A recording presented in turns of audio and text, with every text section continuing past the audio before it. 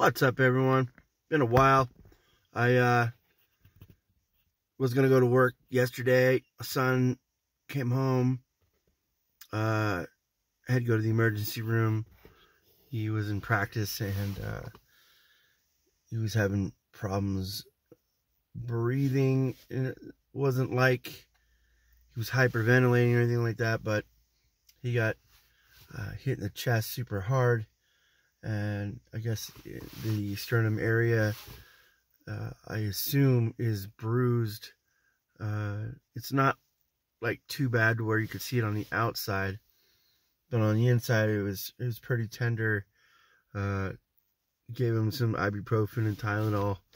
That's really all that we could do, and tell him just to try to avoid, making contact with anyone or anything with your chest, so that way you don't have to feel that pain. But that's just, the things that happen when you're practicing. And I know that this year, more than last year and the year before, since it is their last year, and they have what, 3 or 4 seniors, three seniors on the team. It's pretty much do or die this year. They gotta fight through all the adversity. They have to fight through all the, the negative things that they have to go through on a daily basis. Being a kid, and then on top of that, school, then sports. And sports right there, if you're trying to, make it, somewhere with that sport, you're pretty much gonna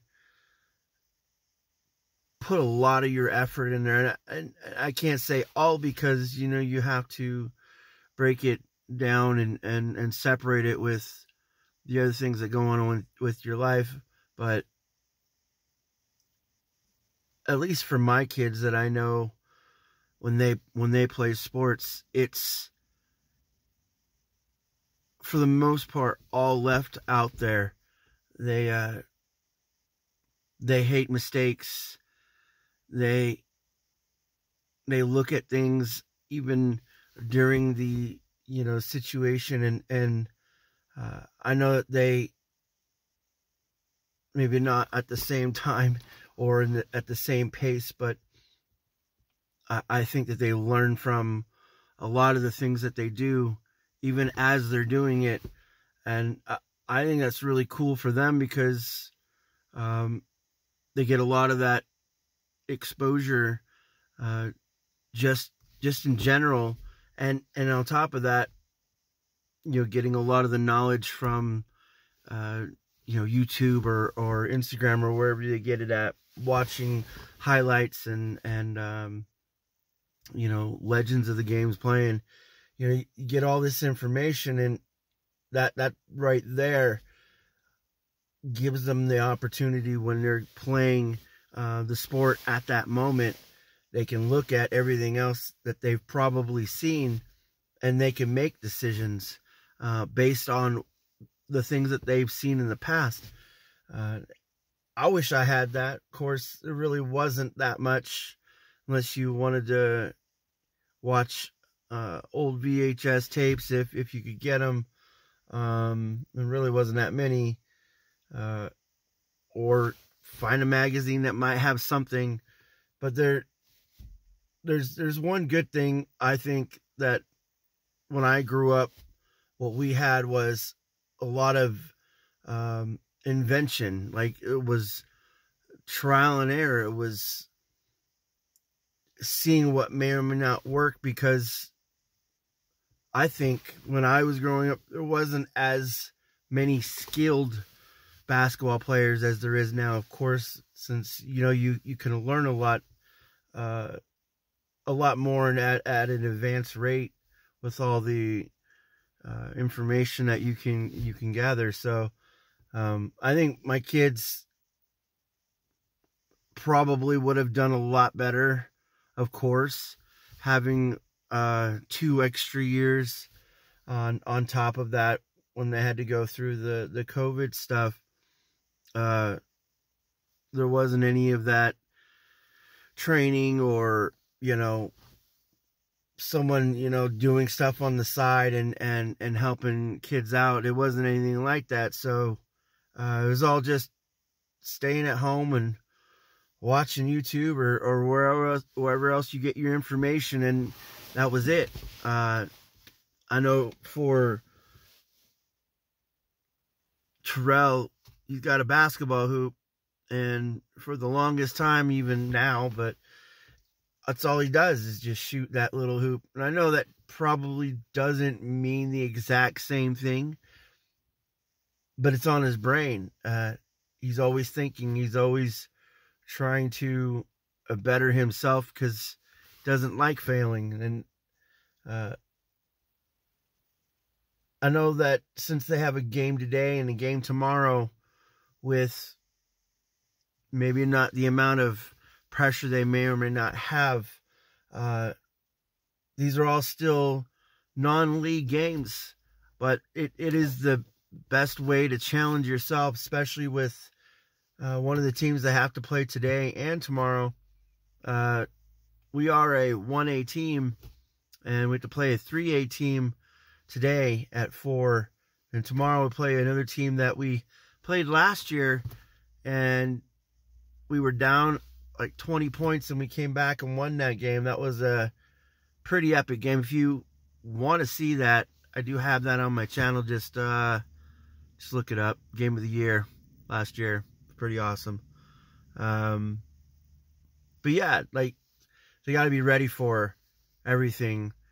My youngest doesn't have all the experience yet, of course, and this year they have quite a few JV games they're able to play. I hope I'm able to get to the rest of them, but I think the cool thing, even if he's not getting all the game experience, he's able to watch his older brother, and at least from what I know of, his older brother has been trying, to get him to see the things that you would normally have to go through on a daily basis on a team, the responsibilities, the work ethic. You have to stay in the zone, in the moment, and the playing around, time is after or before, not during, because that's when you're there to learn. That's when you're there to try to, not just better yourself, but better, people around you. And I think he likes that. And, since it is, his last year, even if he doesn't know the right thing to do or say, I know he does it, with great intentions and maybe high expectations, because, even though he might not be, as good, but he might be. He might get that way. He might be a lot better. He might surpass, what we thought he could be or become, because it's all up to him. And this time gives him that time to soak all that up. And that makes me happy. It really does. I mean, to know that you have brothers or siblings that even if they're not in your position, they can pretty much know what you are going through and help you along the way. It really helps, instead of not knowing, and fumbling a lot more than you need to, really. I'm pretty happy about it. And this year, going to get a lot of footage, a lot of JV games too. So, when I get all that done, I'll post that. I got a lot of work. So, anyways, have an awesome week. Do something great for someone else. Peace out.